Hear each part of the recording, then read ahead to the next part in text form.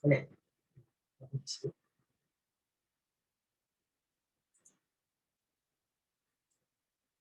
Betul, Fikir. Assalamualaikum.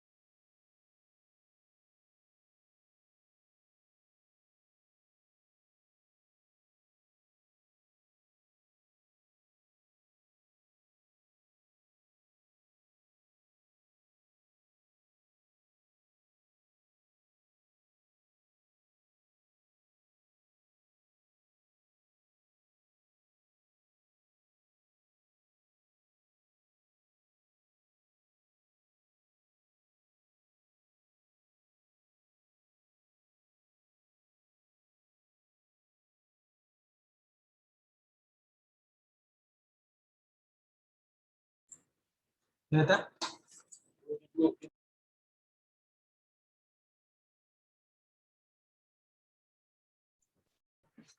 Kita dia mute.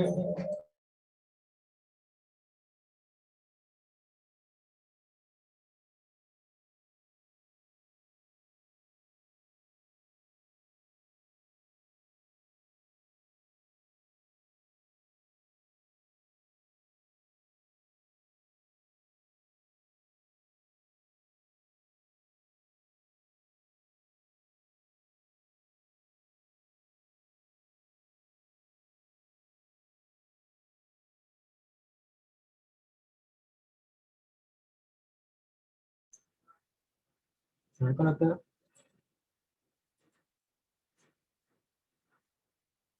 Gimana, ke?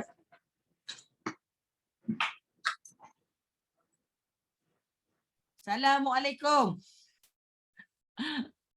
Waalaikumsalam, Dokter. Jap. Apa ni start video ni? Tak keluar-keluar kepala. Itu dia.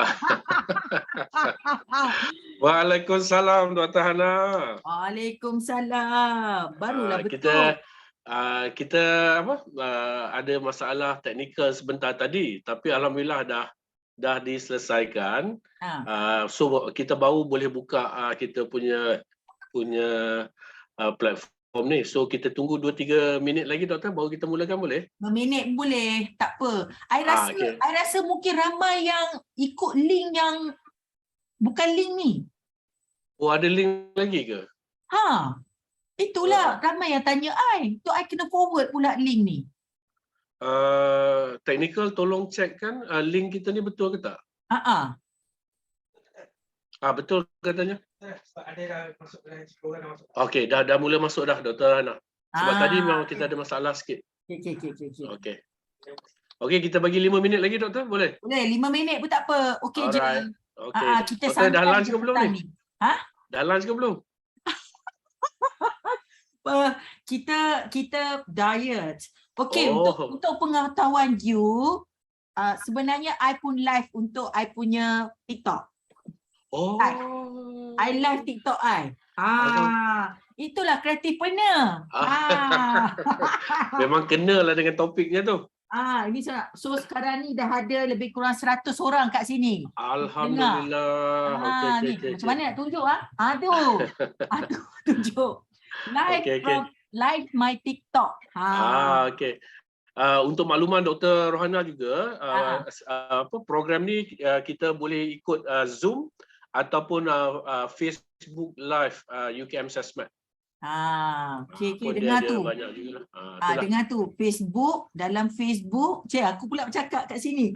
Dalam Facebook. Tolong promote. Okay. Tolong promote. Dalam Facebook pun boleh. YouTube ada kan? Facebook Live. Facebook Live saja. Nanti saya check tengok YouTube ada. Okay. Ni doktor, ramai juga ni nama-nama yang mesra SPPK ada dalam kumpulan kita ni. Harap-harap Dr. Safriza nanti memeriahkan lagi soalan-soalan. Boleh. Tak ada hal. Jangan dia tiba-tiba pantun suruh saya jawab pantun, saya tak reti. Tu Dr. Safriza tengah duk mengarang pantun tu.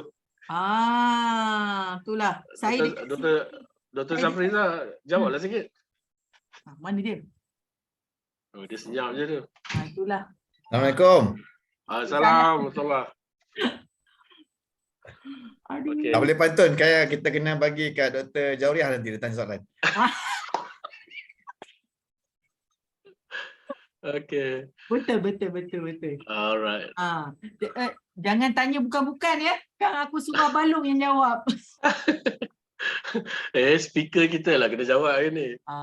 Itulah. Okay, saya tunggu lagi 2-3 minit sampai insyaAllah saya yakin as we go on nanti akan lebih ramai akan mula masuk lah. Betul? Okay. Terbaik. Terbaik sangat. Okay, kalau nanti dah ready saya bawa on live Facebook nanti lah. Okay, boleh. Bagi lagi 2-3 minit Didi. Boleh, tak apa. Kita start 2.40 pun tak apa. Bagi Chan. Okay, kalau doktor setuju kita start 2.40 Di. Kita masukkan semua. Alright. Okay, boleh.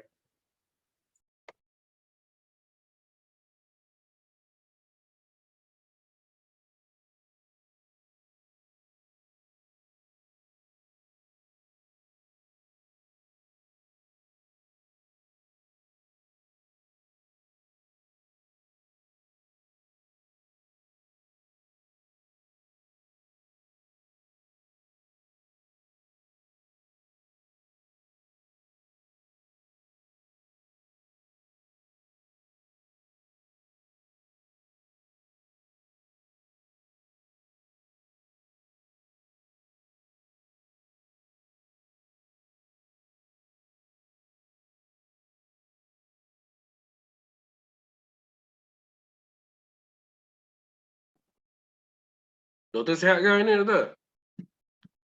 Sihat. Okey. Sentiasa ceria kan? Positive vibe tu sentiasa. Ya, kita kena positive vibe. Kita kena relax. Setiap masa pun of course kita cabaran dugaan tu ada. Tapi itulah entrepreneur pun kena macam tu lah. Ada up and down, betul tak? Betul. So kita kena ada lah what tu. Kita kena lah. We are the human. We are the human. I kalau tension kan, I pergi shopping je. Senang.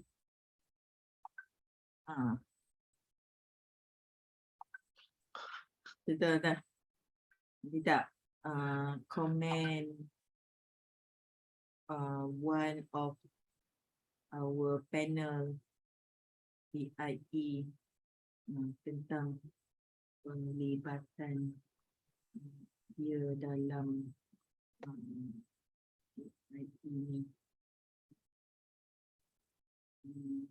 ini.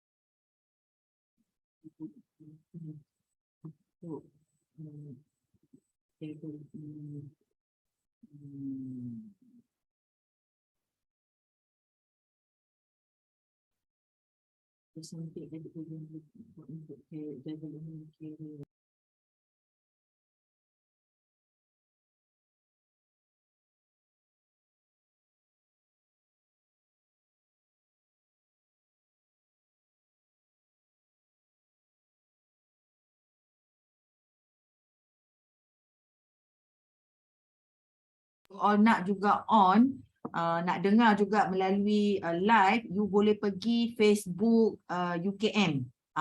Dia live kat situ. So dekat situ pun boleh tengok. Kalau kata line you are not really good, kalau you use this TikTok, you boleh go to that. Dia macam tu Okay? Thank you for mendengar kita punya live hari ni. So hari ni punya live kita fokus kepada creativepreneur kan, creativepreneur. So then mungkin you guys can get some overview lah tentang creativepreneur ni. Manalah tahu ada skill, ada minat, boleh change kan. Tak ada masalah. So kalau you rasa you tak nak guna TikTok ni because of dia punya line tak bagus, you boleh go to the Facebook Chessmate UKM. Facebook Chessmate UKM Thank you so much everyone. Thank you for your support.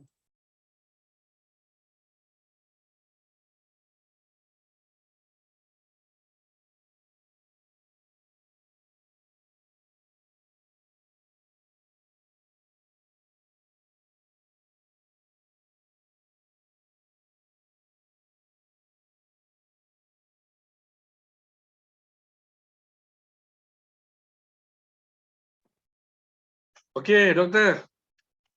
Lagi 2 minit. InsyaAllah kita mula rancangan kita. Bilangan peserta insyaAllah makin lama akan bertambah lagi, saya yakin, selepas kita dah kongsikan kita punya link yang terbaru ni. Macam Dr. Rohana kata, kalau ada lagi kawan-kawan kita yang mungkin ingin mengikuti siaran ni, mungkin boleh kita sama-sama hebahkan kepada mereka. Okey, cantik. Doktor, excited sangat ni nak bersemuka dengan doktor dalam satu arena, satu platform ni. Okey kita Alhamdulillah. Okey. InsyaAllah kita boleh mulakanlah, topik ni sangat menarik. Orangnya pun memang berpengetahuan untuk bincang benda ni. Okey. 10 saat.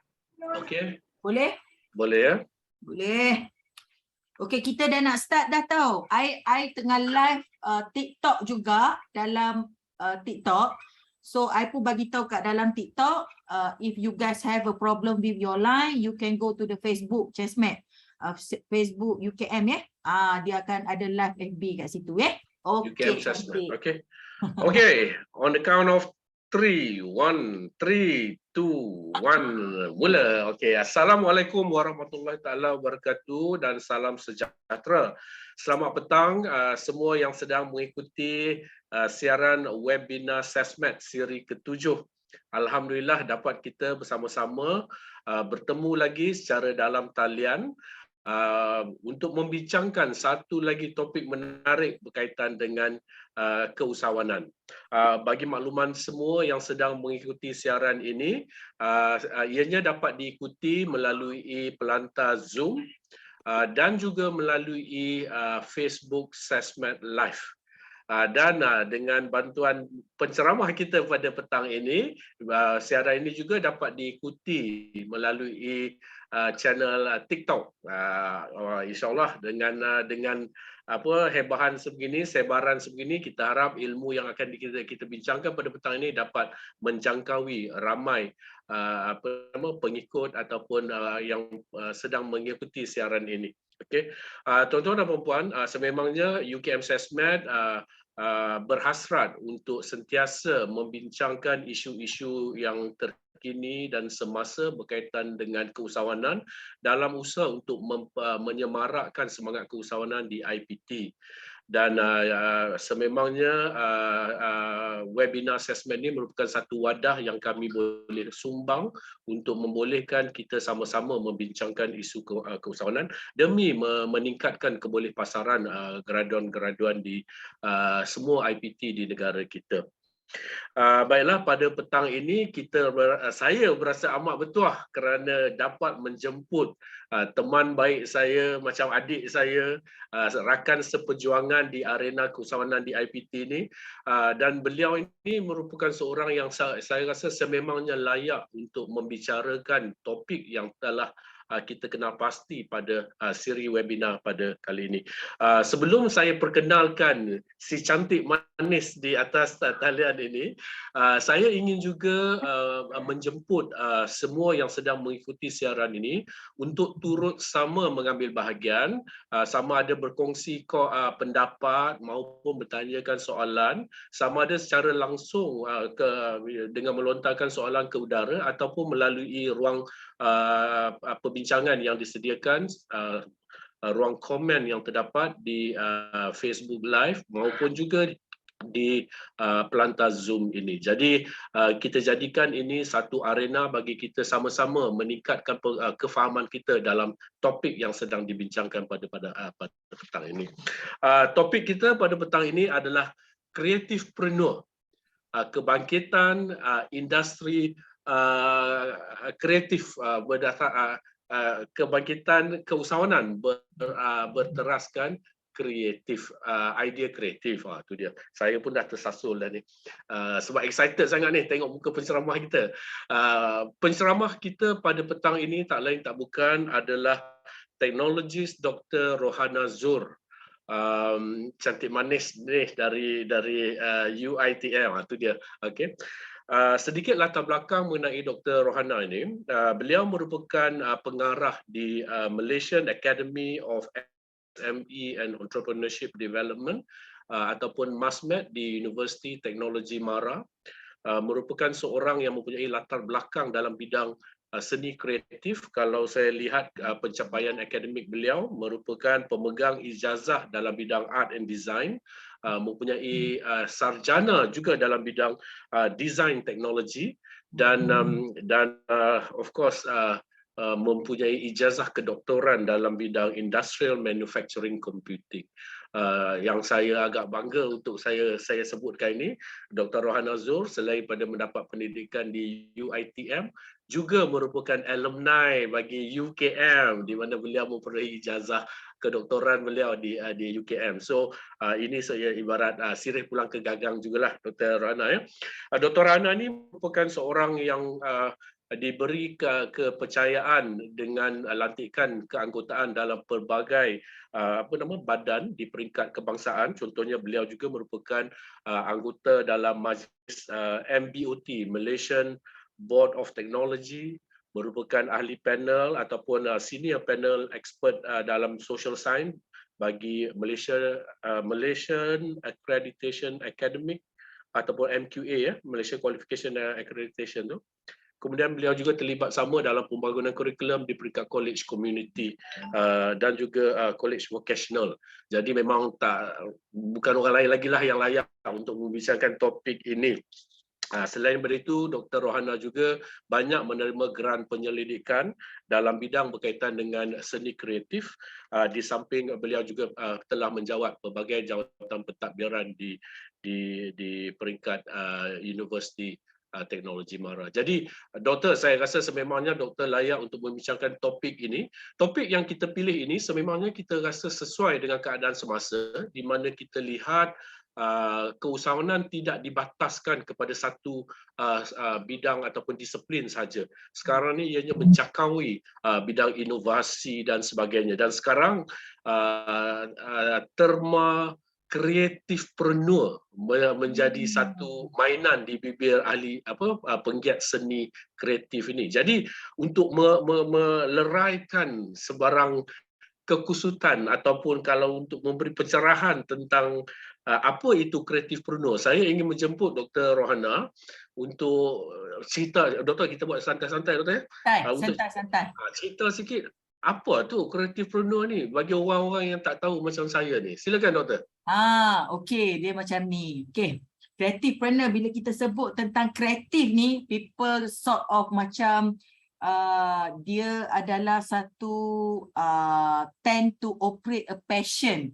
Maksudnya macam mana dia menggunakan dia punya kreatif tu, konsep kreatif tu untuk dia go to the marketing, buat dia punya business lah.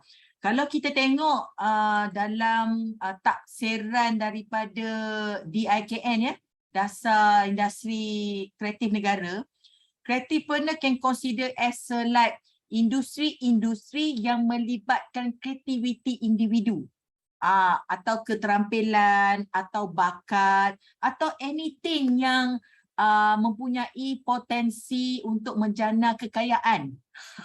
Menjana kekayaan. But for sure, serta mencipta peluang pekerjaan melalui penggalakan dan eksploitasi harta intelek. Maksudnya, kreatifpreneur ni itu kalau daripada definisi industri kreatif. Kalau daripada my own definisi, I boleh katakan kreatifpreneur is actually are the people who make a living from their creative talent.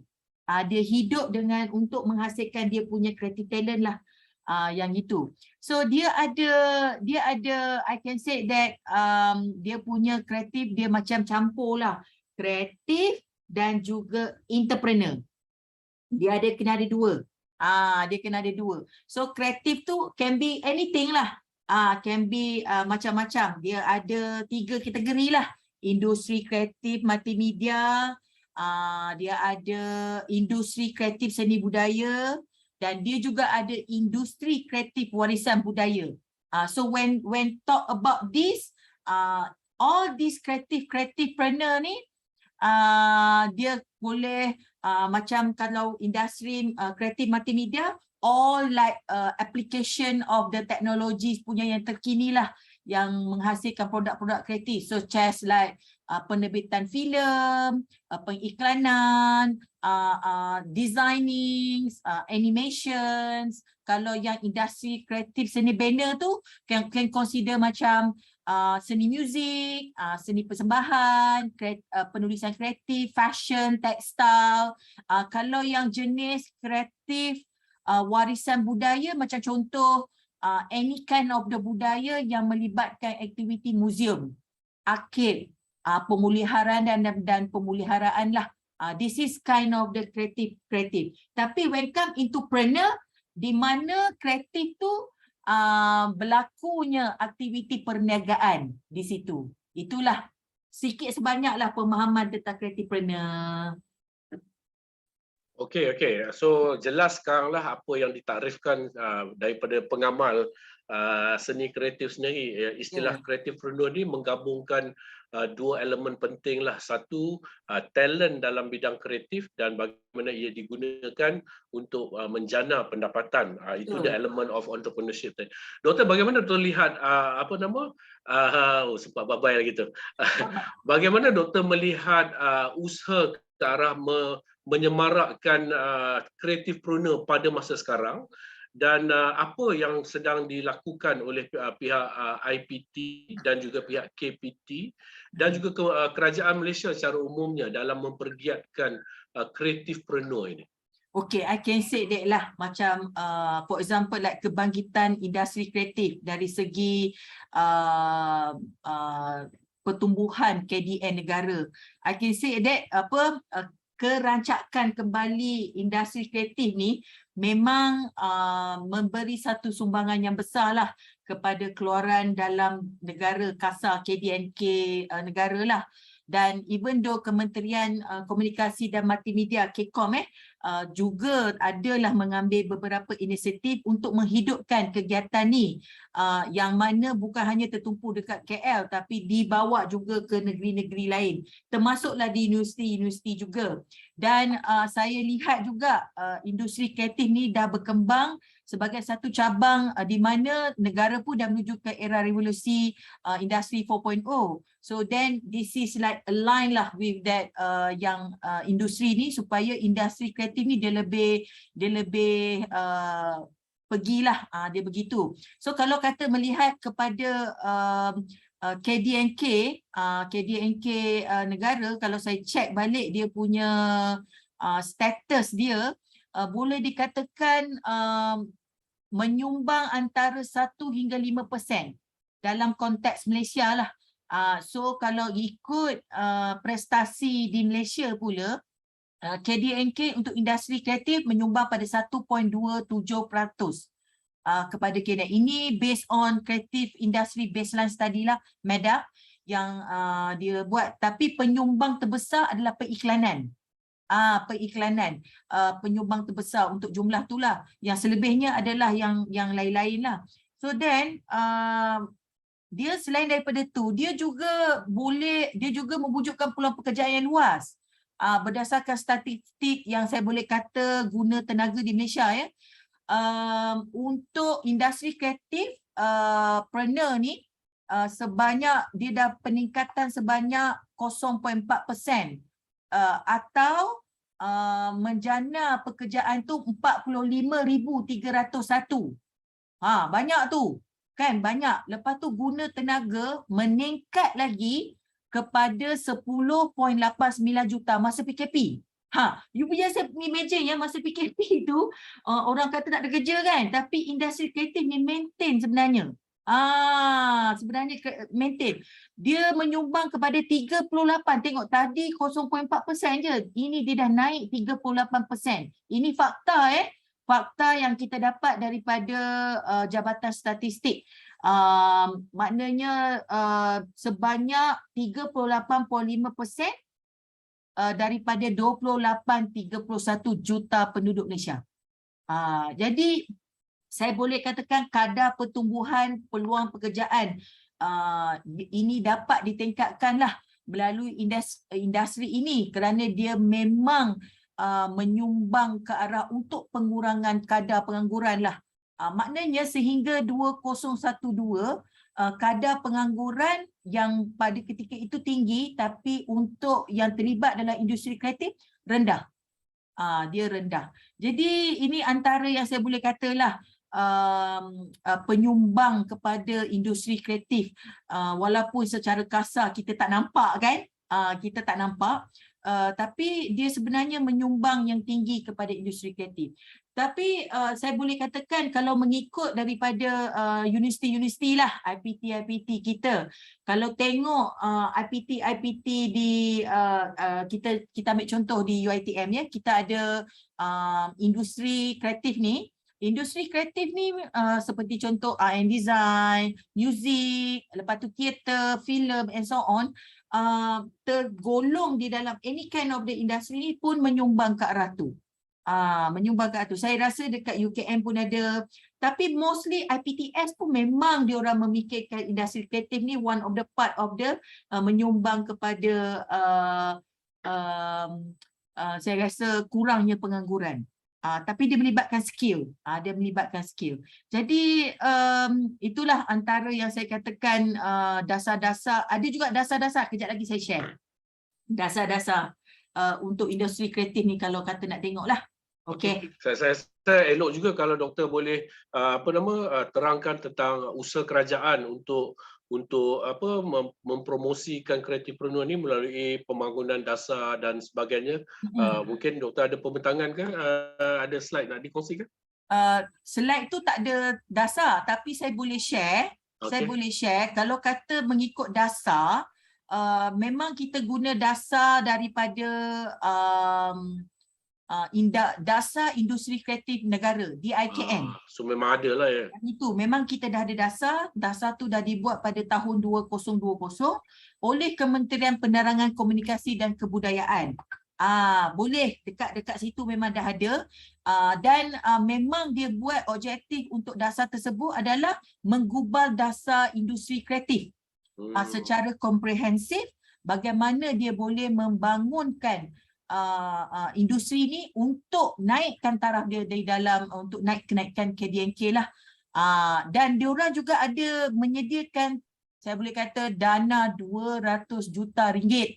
200 juta ringgit dana kepada pengeluaran yang saya boleh katakan filem, muzik, drama, animasi, iklan dan any kind of the kandungan tempatan lah yang berbentuk begitu. Dia banyak sangat, dan any kind of 3 juta peruntukan kepada geran jualan, geran pelancaran. Maksudnya kalau kata ada pelancaran daripada produk-produk untuk kreatifpreneur ni yang terlibat dengan kreatifpreneur, ada geran pelancaran sejumlah 3 juta ringgit yang diperuntukkan oleh kerajaan. Itulah, ada semua tu. Kita perlu bijak untuk melihat saja. Doktor, berdasarkan apa yang doktor kongsikan sebentar tadi, jadi saya dapat lihat industri ini bukan industri main-main, doktor, kan? Dia menyumbang kepada KDNK negara, dan disebabkan itu saya rasa pihak kerajaan pun mengambil serius industri ini dengan memperkenalkan dasar, menyediakan dana, dan saya yakin dia mempunyai ekosistem yang betul-betul membantu untuk menyokong penggiat kreatifpreneur ni. Kalau doktor boleh kongsi sikitlah sebelum kita lihat apa slide yang telah doktor sediakan, pengalaman UiTM sendiri dalam melahirkan kreatifpreneur. Ada tak satu dua contoh yang doktor yang boleh doktor kongsikan yang merupakan satu boleh kita buat sebagai benchmark kepada usahawan pelajar lain untuk mengikuti? Mungkin boleh share slide. Dekat slide saya ada prepare some of the Malaysian kreatifpreneur yang berjaya. Doktor nak share ke ataupun doktor nak saya share kan? You share. Okey. Kalau saya share kena tunggu kejap. Sebab saya punya line ni tak berapa bagus. Okey, untuk pengetahuan semua, I juga ada buat, sebab kita tajuk kreatifpreneur ya. So kita juga live dekat TikTok. Kita live juga dengan TikTok. So then dekat TikTok sini pun ada, dekat di FB Chessmate pun ada untuk you can. Ada kreatifpreneur, kita live all the technologies. So mungkin next kot. Next. Lagi.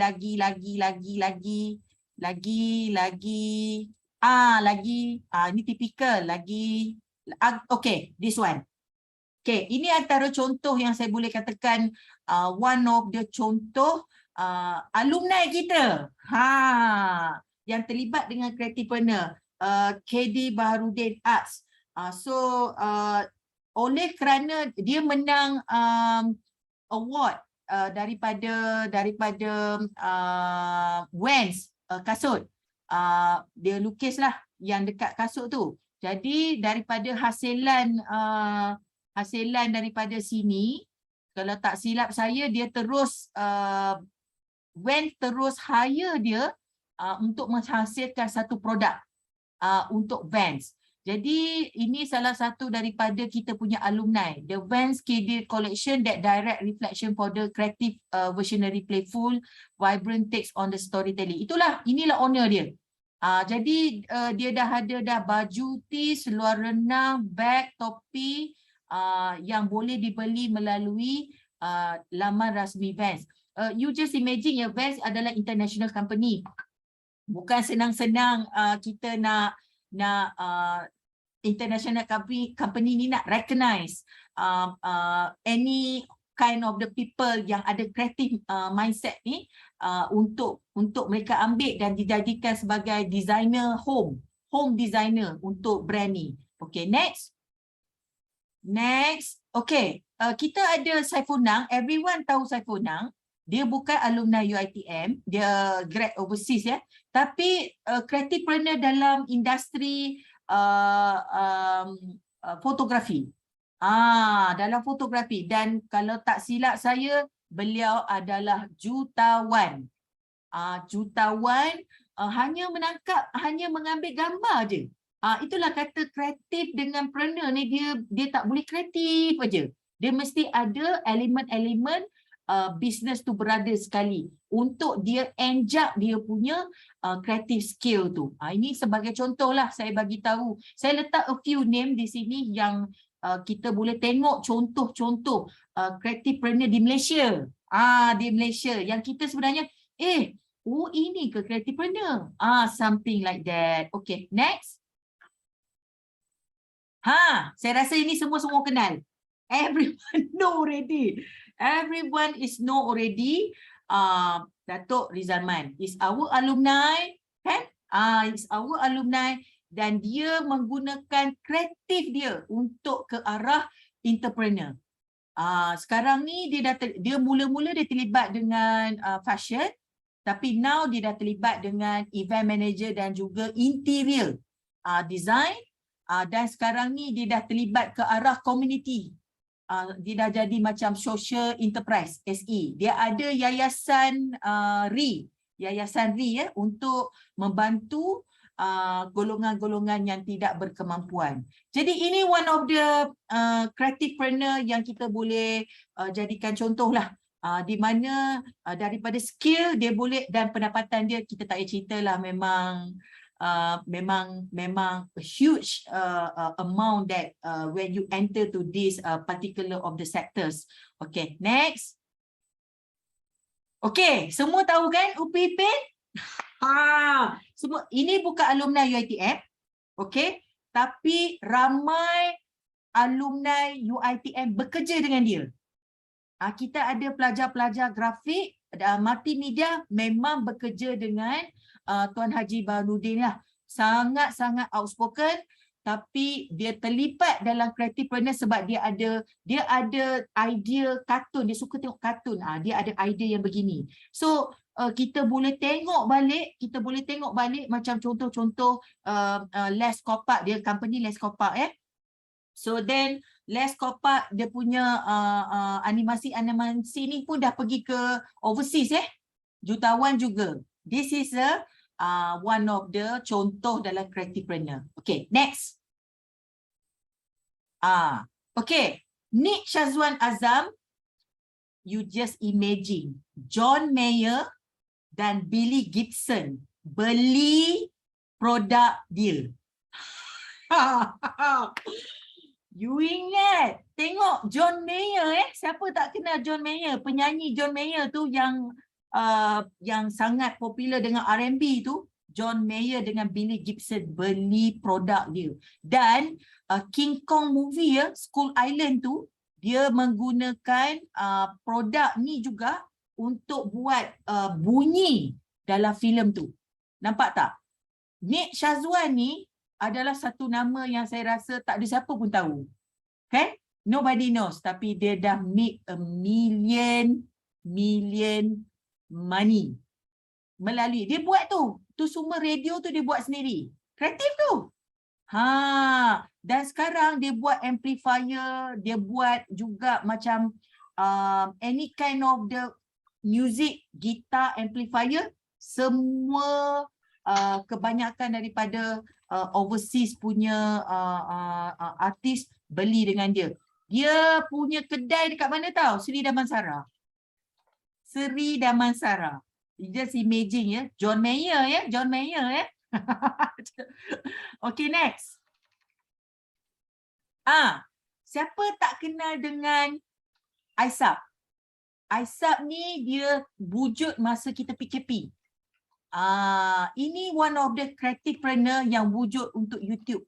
You just imagine pendapatan dia untuk satu bulan memakan sebanyak 180k pendapatan dia selepas dia dapat 1 juta subscriber. Ini kreatif. Kreatif, it doesn't mean that mesti skill yang produk, mesti macam kena buat. Sometimes ini pun can consider bila you ada creative part dalam mind you, you pun boleh buat juga some sort of this Isa Aisab ni. Kalau tak silap dia dah ada dia dah hire dia punya creation punya pekerja daripada UiTM juga. Ada 3 orang kot yang bekerja dengan dia. Dan dia boleh hire yang 3 orang tu gaji dia 8,000 sebulan. 8,000. Tapi kena duduk dekat banglo yang dekat rumah dia tu lah, di Cyberjaya tu. Dia next. Okay. Ada lagi 4-3 slide ni. Boleh saya continue? Doktor? Contoh. Tak dengar. Boleh doktor, boleh. Boleh Teruskan. Boleh, silakan. At least you all boleh dengar lah, boleh tengok creativepreneur yang berjaya kat Malaysia ni. Okey, Datuk Farahan, kita boleh cakap dia bukan alumni UiTM, tapi ramai alumni UiTM bekerja dengan dia.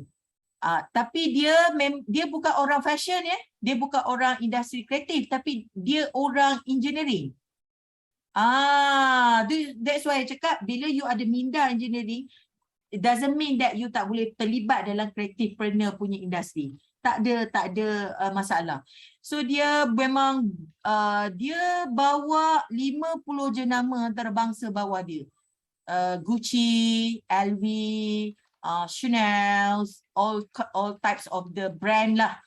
Dan dia memang ada brand dia sendiri nama Farah Khan. Dia bukan orang Islam dia mualaf. Dia mualaf. Okay, next. Okay, ini pun creativepreneur juga. Sebab saya share all sort of the creativepreneur yang you all boleh tengok. Oh, ini pun creativepreneur. You ingat buat graffiti yang dekat dinding-dinding tu bayar tak mahal ke? Mahal. Saya cakap dengan you. Satu kali dinding ni kalau dibuat, kalau contoh kalau you all nampak dinding-dinding yang dekat wall, dia sekarang ni kan gravity dah jadi macam satu sectors. Every town dia mesti ada gravity. So kalau satu bongkah tu lebih kurang dalam saiz, saya tak sure saiz apa, tapi dia mencecah pendapatan sehingga 50k untuk satu wall painting. Tengok, inilah creativepreneur ni. Boleh mencecah 2,000. 2,000 maknanya gravity 2,000. Tengoklah saiz mural yang dia buat. Dan mula-mula memang Eddie Techmark ni dia mula-mula memang 2 orang aja. Sekarang dia dah ada 20 orang. 20 orang dalam masa yang sama, dia menjadikan 20 orang tu bukan pekerja dia, tapi 20 orang tu dijadikan partner dia. Maknanya mana-mana projek yang diorang dapat, contohnya ada satu projek di Langkawi, dia dapat dalam lebih kurang projek tu 70,000. Dia akan bagi partner dia ni pergi ke sana. Secara tak langsung duit pendapatan tu dapat dekat partner tersebut.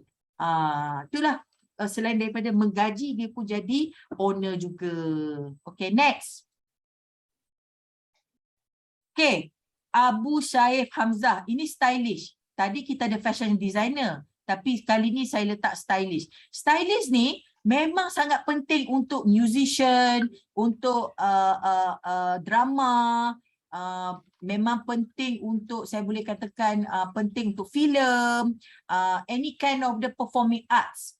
Dia memang styling ni, kalau kata kita ada styling perempuan, kita ada styling lelaki, macam contoh styling yang buat tudung Niloufar. You rasa Niloufar bayar berapa? Satu kali buat and so on, bla bla bla, 2,000. 2,000 untuk 1 jam. 2,000 untuk 1 jam. Itulah kata creativepreneur ni. Kreatif. In the creative way. Itu kalau bayar dekat artis-artis, kalau bayar kat Royal, satu kali make up bayar kat Royal dah berapa? 5,000 ke 10,000 ada. Itulah kata kreatif. Itulah kreatif. Ada lagi satu yang saya akan tunjuk kali ni adalah make up. Itu pun consider di bawah kreatif. Okay, next. Inilah dia yang saya kata make up tu. Siapa tak kenal dengan Datin Saidatun Nisa? Kita panggil dia Kak Nisa. Dia adalah make up untuk jurusolek diraja. Simple make up saja. 1,500, 2,500 dan boleh mencecah sampai 10,000 untuk 1 dan 2 jam saja. Pendapatan. Dia, kalau tak silap saya, dia juga dipanggil make up di Brunei. Brunei lagi lah. Dia boleh dapat sampai 30,000, 40,000 satu masa je untuk make up. Itu kreatif itu. Under kreatif. Okay. Itu last kot. Dah tak ada dah. Itu last. Okay. Saya dah share semua contoh-contoh kreatifpreneur yang kita boleh tengok. Dan tak adalah cetek sangat pemandangan tu. Sebab itulah dia menyumbang kepada KDNK negara. Betul. Doktor, kalau tengok dekat chat box tu, Dr. Rashid dia komen. Semua dah millionaire ni, orang-orang kreatifpreneur ni. Okey, itulah hasratnya Dr. Rashid dan juga kawan-kawan yang sedang mengikuti sesi ini. Kita mengharapkan selepas mendengar pembentangan daripada Dr. Rohana ni, makin ramai orang akan mula venture into creativepreneur kerana peluang itu menjanjikan jutaan ringgit kalau kata Dr. Rashid, kalau berdasarkan apa yang diceritakan oleh Dr. Rohana tadi. Doktor, sebelum kita pergi ke slide yang berikutnya, nama how to start.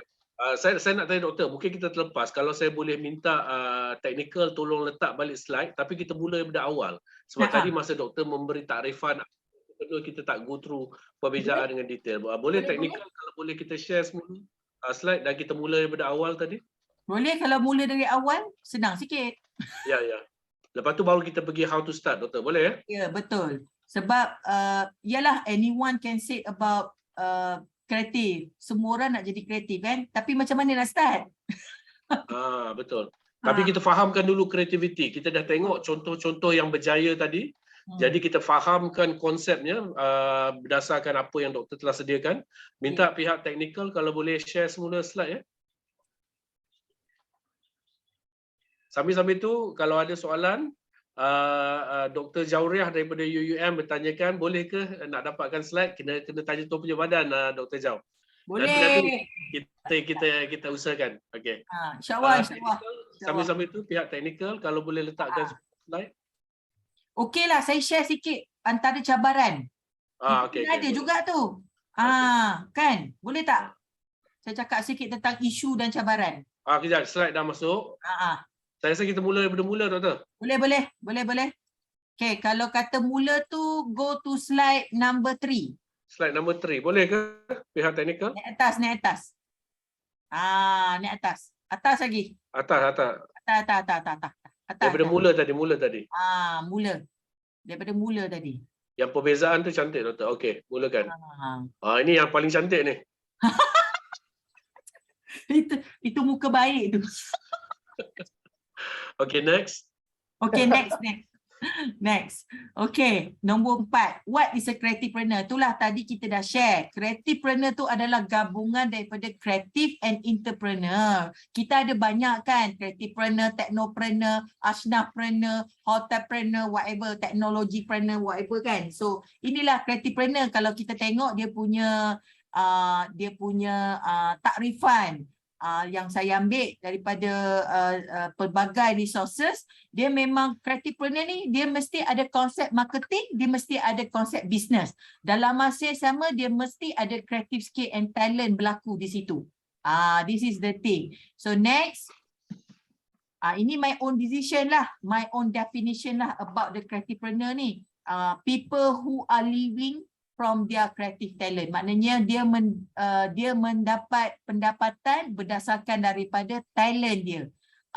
Macam contoh kalau you tengok dekat dalam YouTube ada satu Instagram ni, dia tanya, what do you do for your living? Orang tu akan cakap, oh, I'm a designer, I'm the sebab dia bawa kereta besar kan, sir, what do you do for your living? Macam tu. So kita nak tahulah, wow, dia bawa kereta besar tapi dia kerja apa?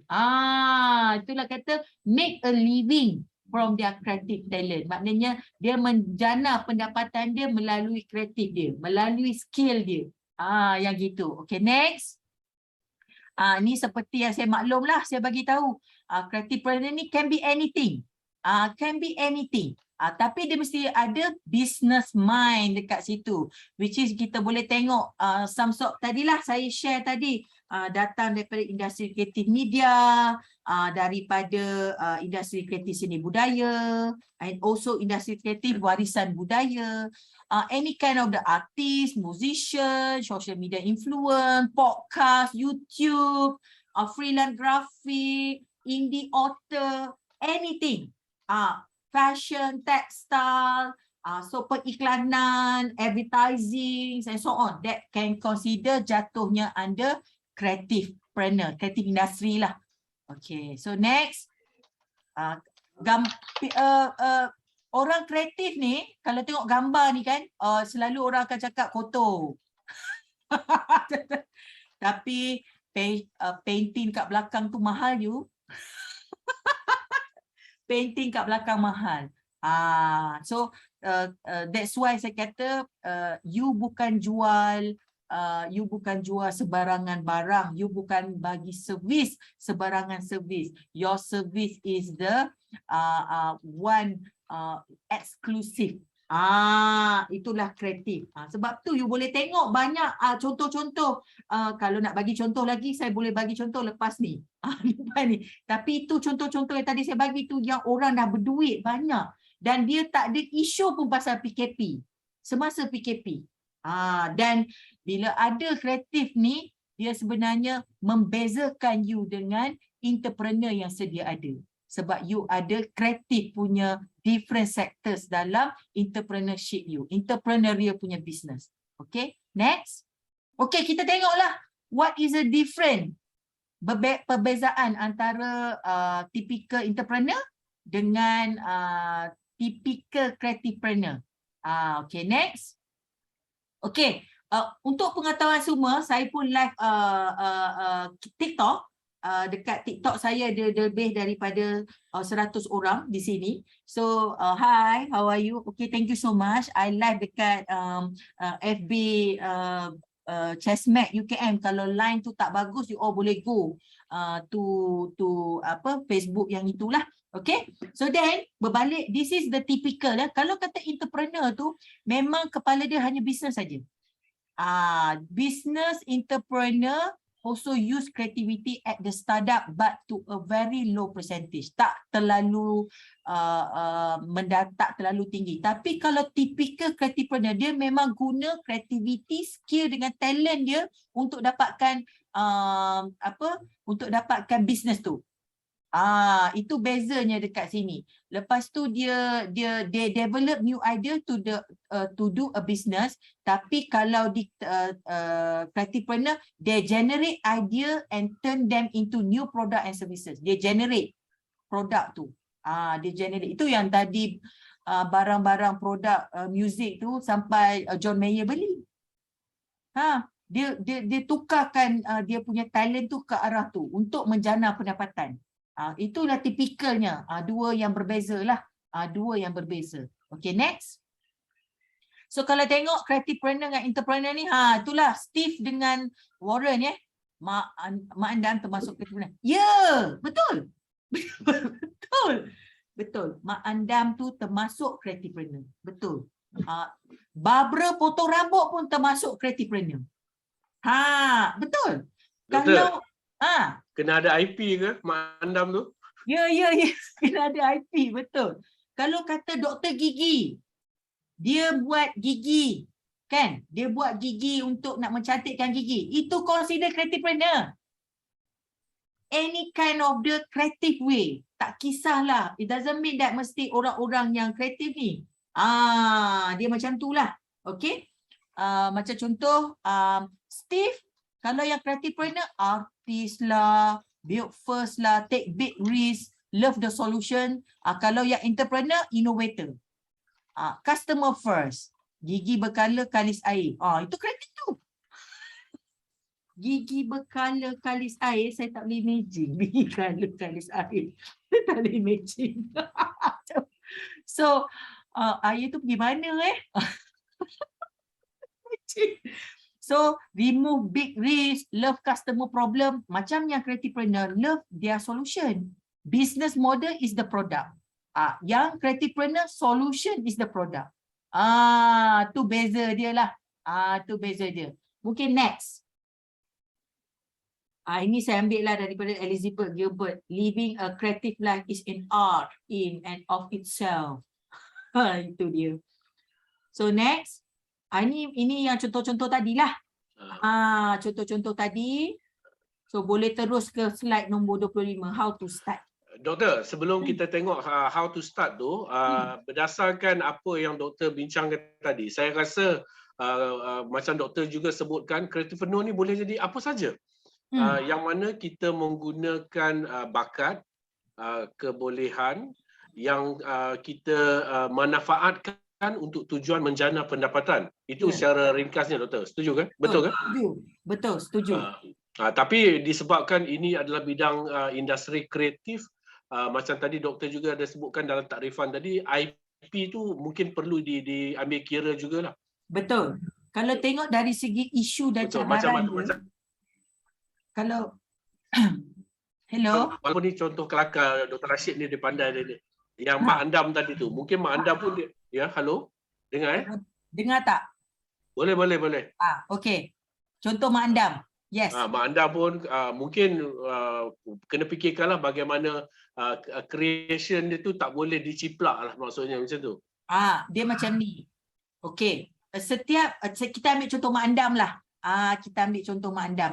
So kalau kata Mak Andam, kalau dia nak katakan yang itu teknik dia make up. Okey, teknik dia punya make up adalah daripada keturunan mak dia. Kadang-kadang ada macam tu, teknik make up tu which is orang lain tak tahu. Dia boleh IP kan sebenarnya, tapi dari segi IP tu mungkinlah kena ada proses, kena ada dia punya flowchart and so on, any whatever. So dia nak IP kan benda tu. Tapi mostly kalau contoh-contoh yang macam contoh Mak Andam, dia takkan buat IP. Sebab for them, dia rasa macam lecehnya. Leceh. Tapi kalau kata products, macam tadi contoh yang produk, contoh sebagai kan dia hasilkan muzik, barang-barang muzik, itu memang ada IP. Itu kalau memang gigi, ada harga. Contoh gigi apa? Gigi berwarna kalis air. Okey, macam contoh gigi berwarna kalis air, dia ada inovatif dekat situ, creativity dekat situ. Jadi dia IP kan yang itu. Maknanya doktor tu je yang ada IP tu. Boleh, memang boleh. Okay. Tapi dari segi services susah. Okey, sambil-sambil tu doktor, saya nak menjemput rakan-rakan yang lain selain daripada mengutarakan komen dan soalan melalui ruang chat box, boleh juga mengutarakan soalan secara langsung kepada penceramah kita. Saya yakin Dr. Rohana akan berbesar hati untuk menjawab dan berkongsi pengetahuan dengan kita semua. Okey doktor, kita teruskan perkongsian kita petang ni. Ada yang tanya ni, semua tanya duit, pricing kan. Contoh macam Dr. Rashid dia tanya, berapa income Mak Andam? Kan saya cakap tadi, kalau yang income, kalau Mak Andam tu yang ada nama macam Kak Nisa tadi, saya Dato' Nisa, satu kali make up 2,000, 3,000. Itu dia. Itu belum lagi kalau yang make up pengantin. Kalau make up pengantin berapa? Dia begitu. Kalau yang jenis ada ni tanya balik, pricing untuk writing, best build writing profile ke? Pricing untuk writing pun dah ada banyak. Dia memang ada banyak. So kalau kata beli buku tu dah berapa dah pricing dia. Dia ada kiraan dia lah. Rating basis dia lah. Ini saya tolong jawab lah dalam chat room kita ni. Okey. Doktor teruskan. Okey, how to start, Doktor? Next. Okey. Saya ada share sikit how to start. Macam mana kita nak start lah bila kalau kata kita rasa kita ni orang kreatif. Okey, macam mana kita nak start? Ini antara part yang boleh dilihat lah. Persoalan yang saya rasa boleh tengok untuk kita macam mana kita nak embark kepada business wise. So boleh tengok how to market your product, learn the skill to sell. Gambar ni yang Bashir letak kat luar tu lagi cantik. Bashir letak. Kak Rina, tolong Kak Rina. Dia cakap. Itulah kawan-kawan kan. So, knowing what to do different, how, semua ni lah kreatif benda. Okay, next, tak apa. Next kan. Okay. How to start. Okay, ni baru kita kata start. Bila kita start ni, you boleh tengok sini ada 8 business plan for the creative. So, kita boleh start business plan tu, you tanya yourself. Orang yang kreatif ni, dia suka buat dia punya business dia, start dengan kreatif yang dia ada. Maknanya yang dia pakar. Yang dia pakar dulu. Dia start. Contohnya, macam contohnya, dia adalah dia belajar buat tembikar, buat tembikar, seramik and so on. Tapi end up dia bukan buat tembikar. End up dia buat kek. Tapi sebab dia ada skill olah tembikar and so on, dia buatlah kek. Jadi dia kena start dengan you punya own voice. Style apa you nak buat? Di mana you nak start? You kena versatilekan bisnes you. Kadang-kadang orang kreatif ni dia macam suka startkan dia punya idea. Oh tak boleh. Tak boleh ni. Kita tak boleh buat bisnes macam ni. Tak boleh. Macam sebagai contoh saya boleh kata painting you tu you jual 15,000. You rasa ada orang beli tak 15,000?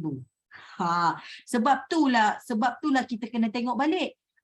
Kita kena tengok balik. Kalau kata market painting tu boleh sampai 5,000 sebab cost you cuma 2,000. Cost you cuma 2,000 kalau you nak jual painting you 5,000. Boleh. Sebab tu kita kena fikir balik business tu kena versatile. Maknanya itulah antara isu utamalah orang kreatif ni. Sebab dia ada macam perasaan, dia ada macam kreatif. Tak boleh macam ni, tak boleh macam ni, tak boleh. Dia kena versatile. So ini antara 1 sampai 8 business plan yang for kreatif yang perlu ada. Okay, next.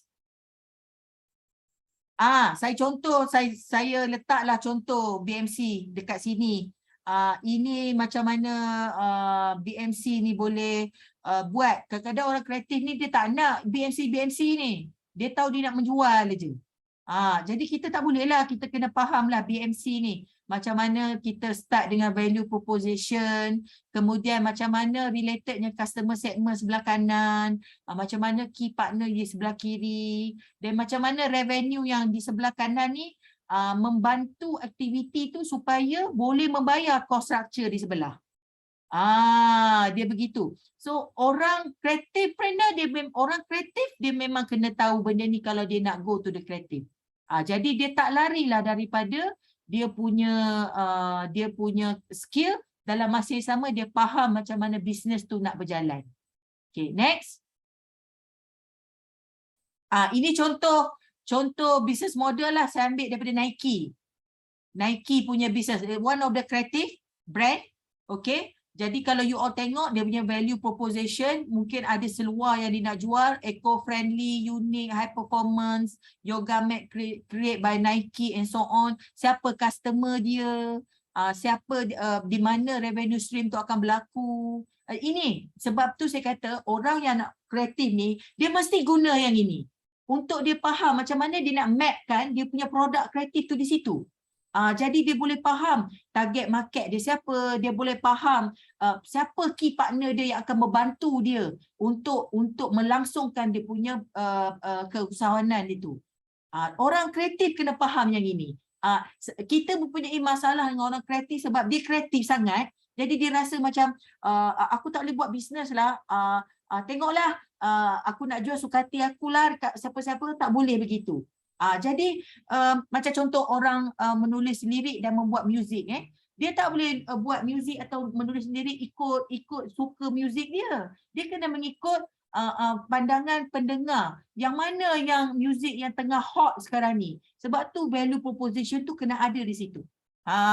Itu yang saya kata. Kena balik juga kepada business model yang nak dibuat. Okay, next. Ada tak next? Ini daripada brand Zara, daripada brand fashion lah yang saya dapat lah. Sebenarnya bila kita sebut Inditex business model, Inditex ni dia ada bawah, Inditex ni dia ada Zara, Massimo Dutti, Pull&Bear, Zara Home, Bershka, Arthur Q. Lepas tu brand-brand ni okey. Apa value proposition dia? Fashion, quality, sustainability, clothing at the competitive price and so on. So dia ada dia punya customer segment dia, macam mana revenue stream tu berlaku, bayar cost structure-nya dekat mana, siapa key partner yang akan membantu Inditex business ni untuk kelangsungan perniagaan. Brand besar pun menggunakan business model ini. Very simple. So kita creativepreneur pun kita boleh menggunakan business model yang ini untuk memudahkan semua orang. Okay. Next. Okay. Ini yang last, kejap lagi. Kejap lagi. Saya nak cakap tentang isu dan cabaran. Silakan doktor, silakan. Okay. Sebab yalah kita kena faham bila kita nak terlibat dengan creativepreneur ni, kita kena tengok balik isu dan cabaran dia. Antara perkara-perkara atau cabaran yang orang yang nak terlibat dengan kreatif ni kena faham, nombor satu, kesedaran terhadap industri kreatif tu macam mana, kesedaran dia. Lepas tu cabaran, isu dan cabaran yang saya lihat dari segi kerangka perundangan, penguatkuasa, pemantauan, penyelarasan terhadap industri kreatif ni pun kena ada. Lepas tu harta intelek. Bukan semua orang kreatif ni nak hartanya diintelekkan. Sebab itu antara cabaran lah yang saya nampak perlu ada. That's why kita nak mengelak daripada macam contoh filem, muzik and so on tidak diciplak. Dia begitu. And then antara yang isu dan cabaran saya boleh katakan pembangunan modal insan lah. Sebagai contoh pembangunan modal insan yang saya katakan industri ni dia memang industri unik dia unik. Macam mana dia memerlukan modal insan yang terdiri daripada mereka yang mempunyai minat, bakat dan juga kebolehan sendiri. Nak membina modal insan tu pun antara perkara atau cabaran yang you all boleh tengok lah. Yang the next will be teknologi. Walaupun sekarang ni memang kemajuan teknologi memang satu peranan penting lah untuk memajukan industri kreatif ni.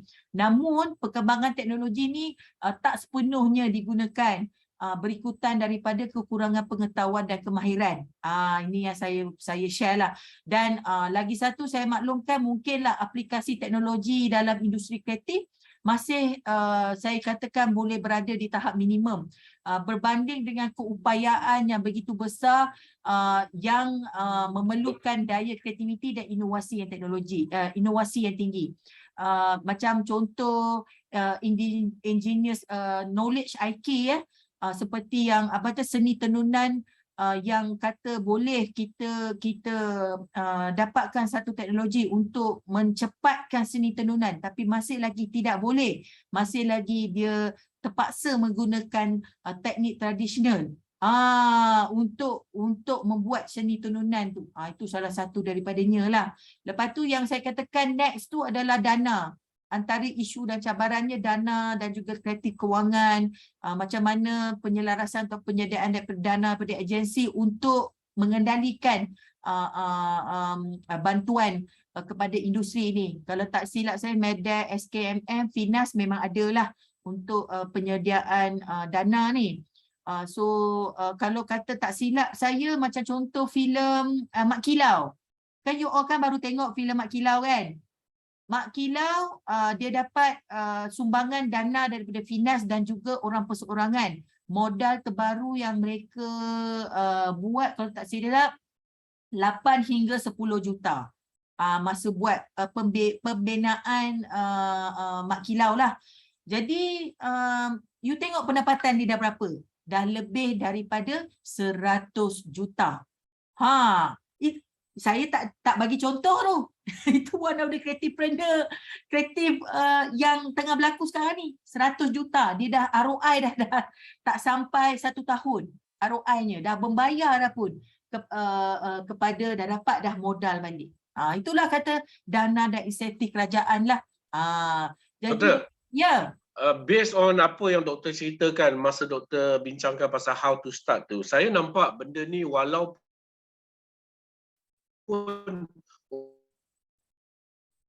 orang kata orang kreatif lah jiwa apa, dia nak mengentreprenurkan bakat dia tu, ilmu tu perlu ada. Ilmu keusahawanan, ilmu bisnes tu masih lagi perlu ada. Dan di sinilah saya rasa setiap penggiat seni kreatif yang ingin menceburi kreatifpreneur ni, industri kreatifpreneur ni, perlu juga melengkapkan diri dengan ilmu-ilmu keusahawanan, ilmu perniagaan. Betul. Dan itu yang saya dapat simpulkan daripada apa doktor cerita. Tapi pada masa yang sama juga, kesedaran tu perlu diberikan, doktor. Sebab nampak macam aspek perlindungan harta intelek mungkin di kalangan pengamal seni kreatif di negara kita ni agak masih rendah. Dia orang mungkin tak berapa kisah sangat benda ni. Sedangkan benda ni adalah satu benda yang mesti kita amalkanlah untuk menjaga hak cipta masing-masing, doktor. Doktor, bila doktor cerita ni, kita tak sedar masa berlalu dengan begitu pantas. Dah hampir sejam dah kita ni.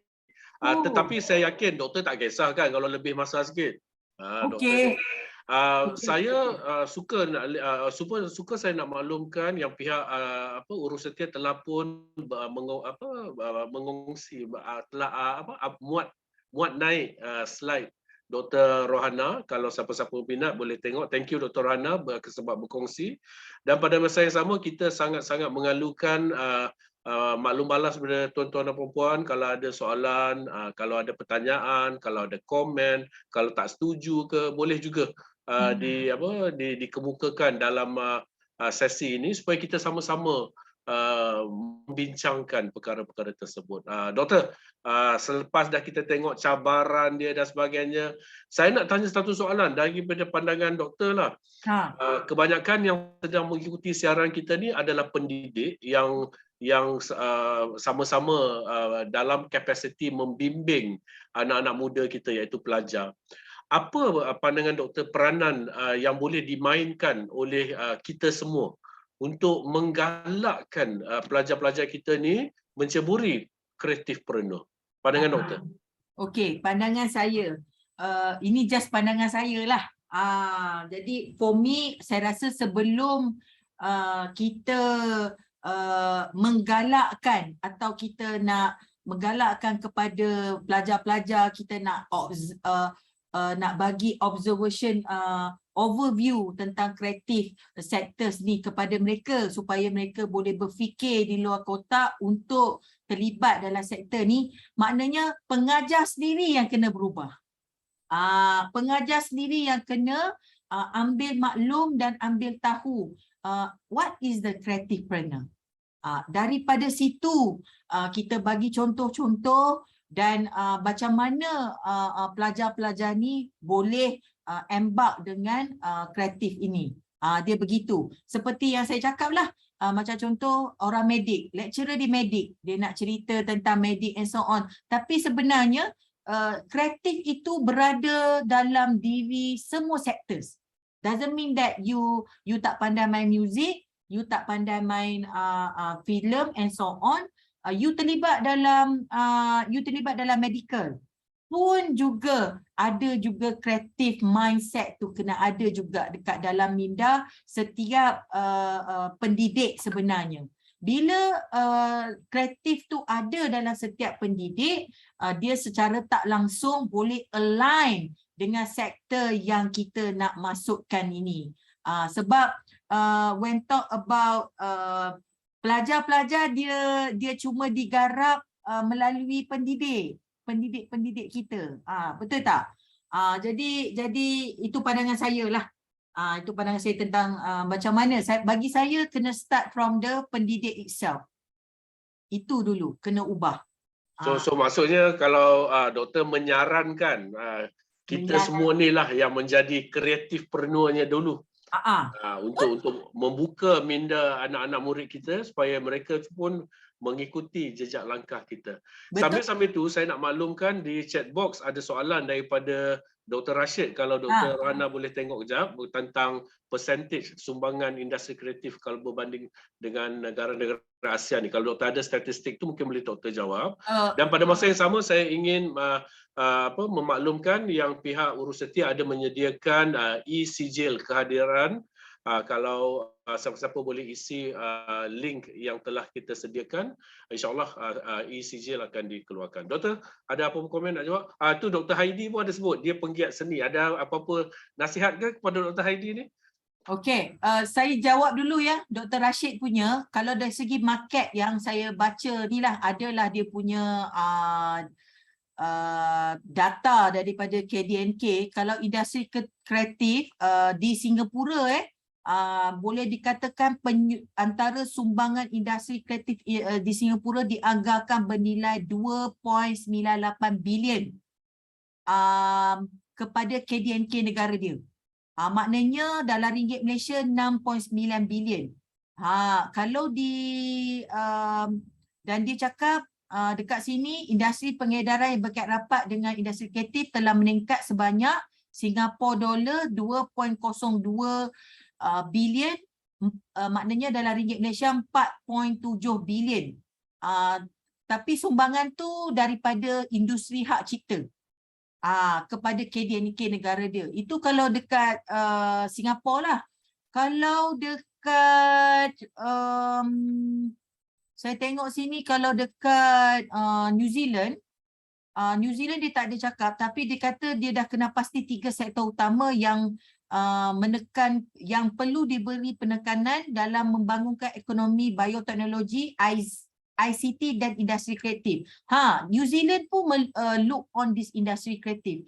Maknanya tumpuan dia kepada bidang penyiaran, perfilman dan seni kreatif, seni reka.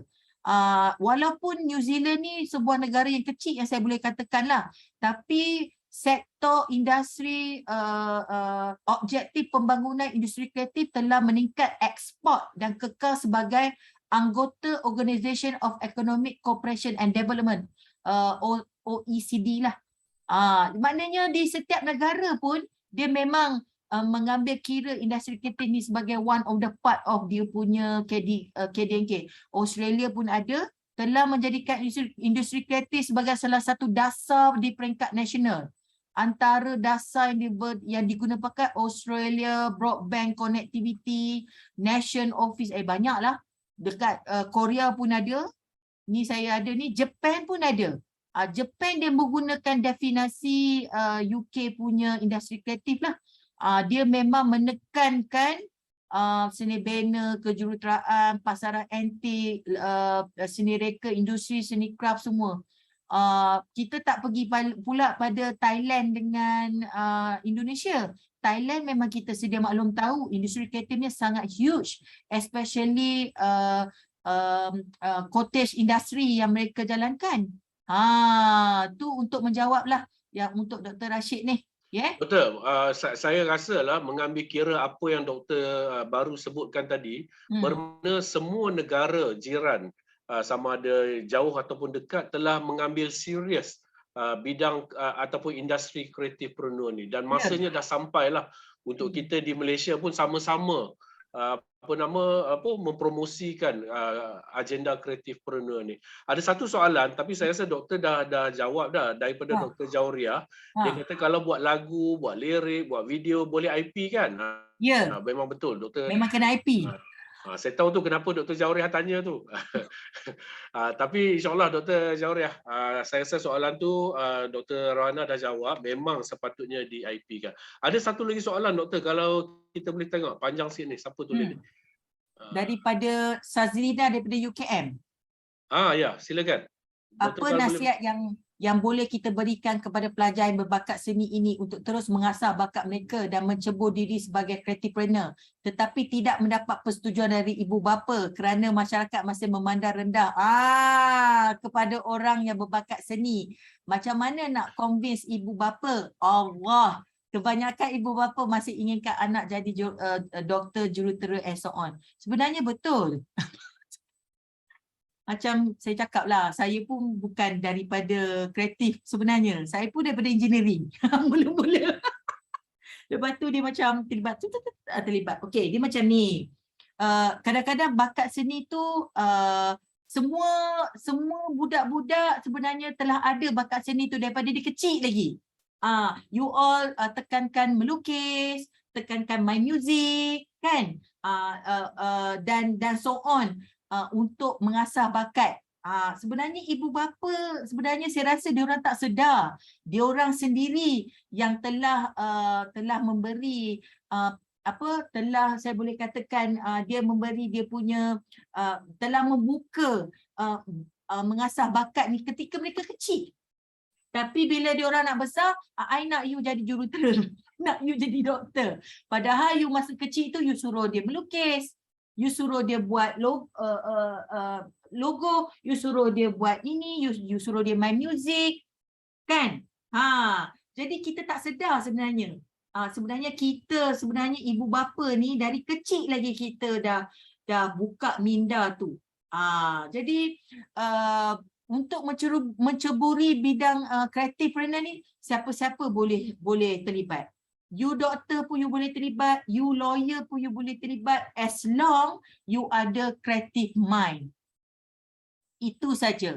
Dan kalau saya tengok, ialah orang selalu memandang rendah kepada yang berbakat seni ni. Itu salah satulah, berbakat seni ni. Orang selalu memandang rendah. Cuma saya rasa mungkin dengan adanya contoh-contoh yang daripada kita punya kreatifpreneur yang berjaya mungkin mengubah sikit persepsi masyarakat tentang sektor ini. Itu mungkin kita lihat baliklah.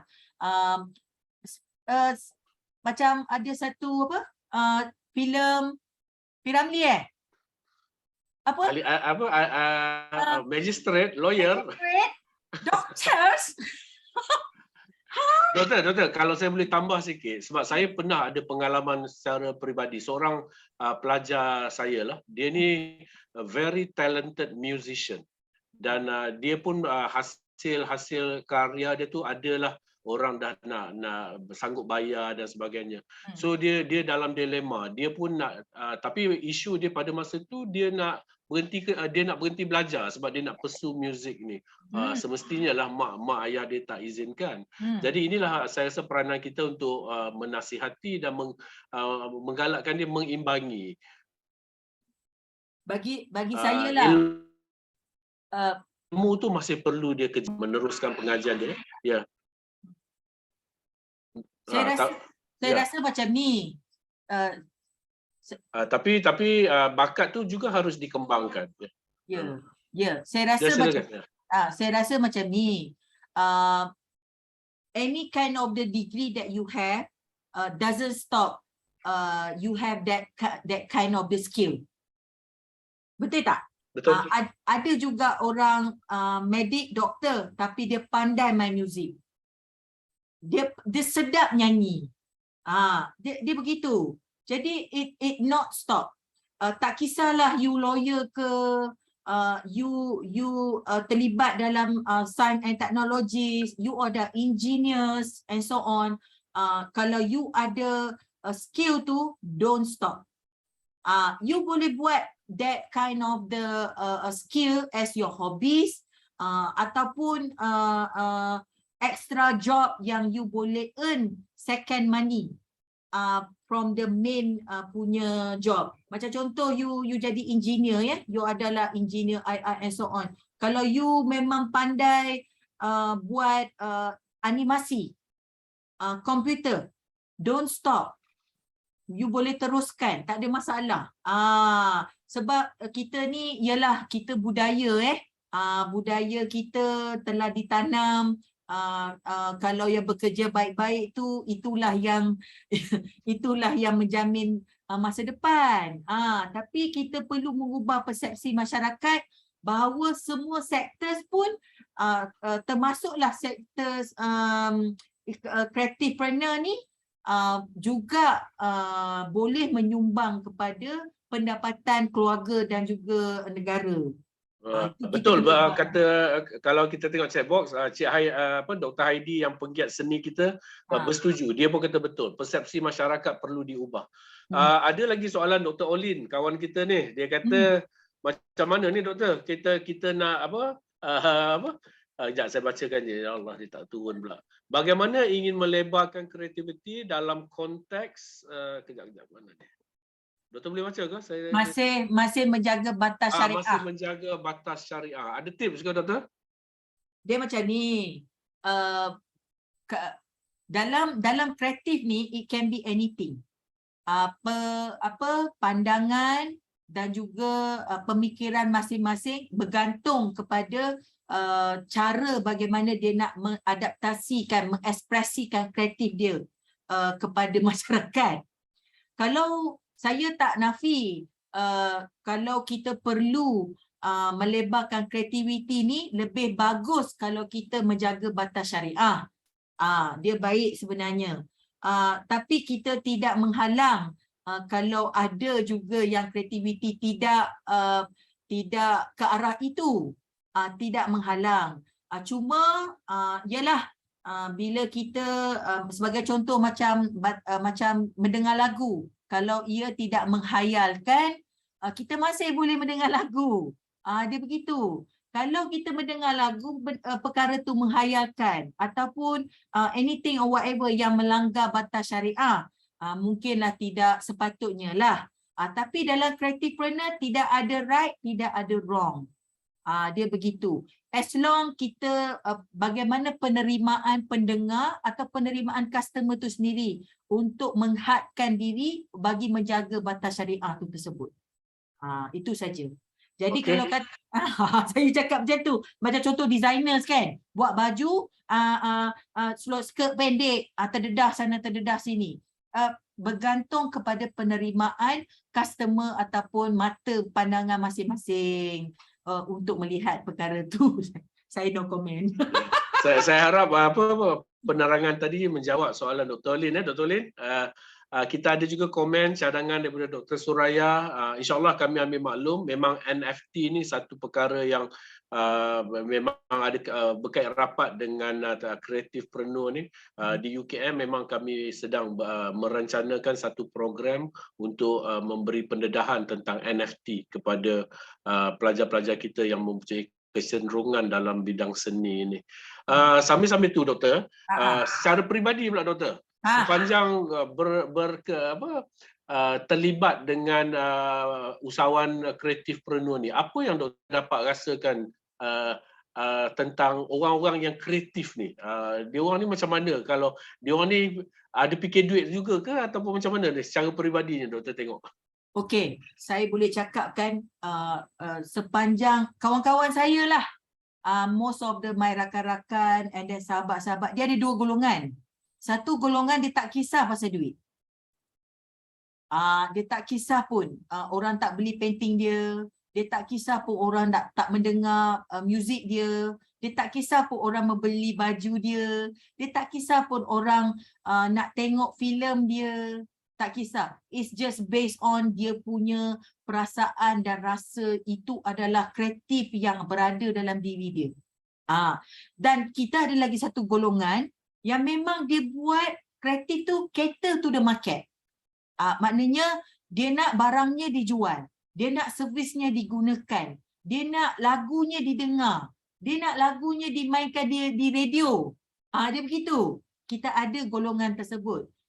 Dan ada juga golongan yang masih kekal dengan teknologi, masih kekal dengan tradisi, tidak mahu menerima teknologi. Dia begitu. Ada, saya ada buat research tentang yang teknologis ni. Saya dapat PRGS pun untuk yang teknologis ni. Yang saya buat research tu yang apa, penggiat songket, batik and so on, sukar sangat untuk menerima teknologis dalam proses pembuatan mereka. Itu contohlah. Jadi ada juga kreatif-kreatifpreneur ni, dia menggunakan teknologi untuk melebarkan sayapnya dengan lebih jauh. Jadi bergantung kepada kreatifpreneur tu sendiri, bagaimana dia nak membawa diri dia, atau dia nak berada dalam keselesaan yang sepatutnya, atau dia rasa macam people outside there should know this is the skill that I have yang orang patut banggakan. Dia begitu. Jadi ada 3-4 types lah yang saya katakan, dan kawan-kawan saya memang sebegitu. Macam saya bagi contoh lah tadi, painting 15,000, ada ke orang nak beli? Tak ada. Tapi painting yang dilukis untuk 5,000 mungkin ada orang beli. Dan yang golongan yang pertama tadi tu, dia tak kisah pun painting dia 10 tahun dekat dinding tu tak ada orang beli. Ada, tak kisah. Dia tak kisah pun. Sebab dia rasa macam that is the value yang ada pada kreatif yang ada pada dia, which is orang lain tak ada. Jadi apa, kreatifpreneur ni adalah golongan macam insan biasa lah. Dia ada pelbagai dan sebagainya. Macam entrepreneur biasa lah. Ada juga yang bermatlamatkan keuntungan, ada juga yang lebih menitik beratkan tentang social responsibility, maksudnya pelbagai juga. Jadi menjadi tanggungjawab kita jugalah kot doktor ya, sebagai pendidik untuk kita mengenal pasti bakat-bakat ini dan kita memberi bimbingan yang sewajarnya supaya mereka dapat memanfaatkan bakat-bakat yang ada dalam diri mereka. Secara tak langsung kita juga membantu mereka untuk mencipta pekerjaan untuk diri sendiri dan mungkin juga untuk masyarakat setempat. Doktor, sedar tak sedar kita dah menghampiri minit-minit akhir siaran kita. Jadi sebelum kita tutup sesi webinar kita pada kali ini, saya ingin membuka ruang kepada doktor sendiri untuk menyampaikan apa juga sepatah dua kata kepada para pengikut siaran kita pada petang ini. Apa juga yang doktor boleh kongsikan ataupun sampaikan. Saya buka pada doktor untuk beri kata-kata akhir. Silakan doktor. Mungkin boleh buka slide tadi. Yang last sekali tu. Last sekali. Boleh ke urus setia? Tolong bukakan. Boleh ke urus setia? Yang last sekali tu.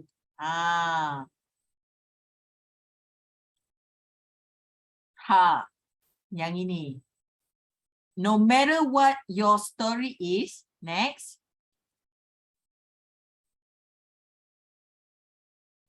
Next. Next. Next. Dia dah apa? Hang sekejap kot. Dekat sini hujan ni. Oh, okey. Okey, macam tadi, no matter what your story is, no matter what your occupation, no matter your age, you have what it takes to take your creative talent and turn them into the, I can say online business lah. Maknanya, saya boleh kata tak kisahlah apa you punya story, tak kisahlah apa pekerjaan you, tak kisahlah umur you berapa, you boleh masuk ke dalam business ni. Next. You have to take your talents to the, you have what it takes to become a creativepreneur. Last kali itulah muka saya tu. Kreatif. Ini lukisan doktor ke doktor? Lukisan doktor ke tu? Tak ada. Lukisan saya lain. Doktor fashion. Okey. Saya fashion. Okey, doktor. Terima kasih banyak atas kesudian doktor menerima jemputan UKM SESMAD bagi menjayakan siri ke-7 webinar SESMAD ini. Alhamdulillah 1 jam yang lepas kita dapat mendengar perkongsian daripada seorang yang bagi saya an authority in the discipline berdasarkan pencapaian akademik dan pengalaman beliau sendiri. Saya amat berharap ini merupakan satu lagi usaha bagi kita di IPT untuk sama-sama membuka pintu peluang kepada peserta-peserta kita, pelajar-pelajar kita, bagi mereka menyahut usaha kerajaan dalam menggerakkan kerangka pencipta pekerjaan. Mudah-mudahan dengan usaha yang kita lakukan walau sedikit juga dapat memberi semangat, memberi inspirasi, memberi dorongan kepada pelajar-pelajar kita untuk menceburi bidang keusahawanan, berteraskan bakat kreatif yang ada pada diri mereka. Bagi pihak UKM SESMAD, saya ingin mengucapkan jutaan terima kasih sekali lagi Dr. Rohan Azur. Nanti kita karaoke 1 round, boleh? Itulah. Kita takkan gambar semua orang. Kita tak gambar. Boleh. Kejap lagi. Ni nak promo sikit. Ini saya panggil dia jelmaan Ella ni. TikTok satu. Okey. Dan kami di pihak UKM SESMAD ingin mengucapkan terima kasih kepada semua yang mengikuti siaran ini. Ramai hari ini, Doktor. Alhamdulillah, dan insyaAllah kita akan tayangkan semula video ini di Facebook UKM. Dan kami juga menjemput tuan-tuan dan puan-puan untuk terus mengikuti siri webinar SESMAD yang masa akan datang. Akan banyak lagi topik-topik menarik yang akan kami cuba bawa untuk perbincangan dengan tuan-tuan dan puan-puan. Bagi pihak-pihak urus setia, kami juga mohon maaf kalau ada sebarang kesulitan semasa nak join sesi ini tadi, ada masalah teknikal sikit, tapi saya harap masing-masing telah mendapat manfaat lah daripada sesi kita. Atas permintaan kita punya penceramah, mohon semua ya kalau boleh turn on your camera. Urus setia kita tolong ambil gambar nanti ya. Kalau boleh minta kerjasama semua untuk kita onkan kamera. Ini ramai ni doktor yang apa nama. Tapi kejap doktor, saya tengok ada satu perkongsian last tu menarik juga. Siapa bagi komen tu yang pasal Siapa bagi komen tu? Daripada Dr. Hana sendiri pasal dana. Saya bagi semua peruntukan dana kreatif right. boleh. Okay, thank you. Boleh tengok. Tu saya nampak UPNM kawan lama kita ni. Aduh, dah angkat tangan dah doktor ni apa? Saya kita balik ya. Dr. Isma ada, Dr. Isma, thank you. Dr. Olin, yes. Dr. Rafida semua ada, Dr. Diana, okay. Alright, alhamdulillah. So semua ada. Sama-sama kita menyokong aktiviti kita. Dr. Olin, sepatah 2 kata.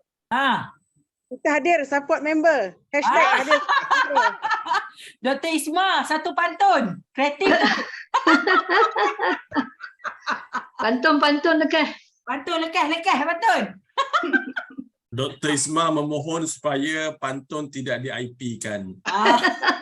Kerana akan meningkat kreativiti orang Melaka. Thank you. Dr. Rashid, thank you for your support. Saya nampak Puan Hazlin pun ada ni. Puan, thank you very much. Ramai ni, ramai. Itulah dia. Alright, urus setia dah okey ke ambil gambar? Boleh. Encik Abdul, Dr. Hadi dengan Izzat memang terbalik Dr. Izzat, Dr. Izzat. Macam mana boleh terbalik ni? Dr. Izzat, Macam mana boleh terbalik ni? Okey, jauh itu jalan tu. Balik. Dr. Izzat awak jadi macam tu. Okey, kita tahu macam mana terbalik ni? Nak terbalikkan laptop tak boleh. Okey Di, bagi cue Di. Maaf. Formal dulu lepas tu freestyle. Formal. Dr. Niza ada, Dr. Niza, thank you. Alamak, proceed kat belakang. Kejap, tukar background. Dah ready beritahu. Saya step by. Okey, ready. Okey, formal dulu masing-masing formal. Okey. 1, 2, 3. One more time. 1, 2, 3. Okey, freestyle. Okey, freestyle. Okey, satu lagi. Alright. Alright, terima kasih. Buat TikTok lah tu. Okey, nanti TikTok tak payah sebut Dr. Isma. Itu pasti beresnya Dr. Rashid. Ratu TikTok nanti dia akan buat. Okey, sekali lagi terima kasih semua yang mengikuti sesi kita pada petang ini. Saya minta izin untuk undur diri dulu. Terima kasih semua ya. Terima kasih. Mohon juga peringatan tadi. Terima kasih semua. Assalamualaikum. Terima kasih semua. Terima kasih. Bye. Thank you.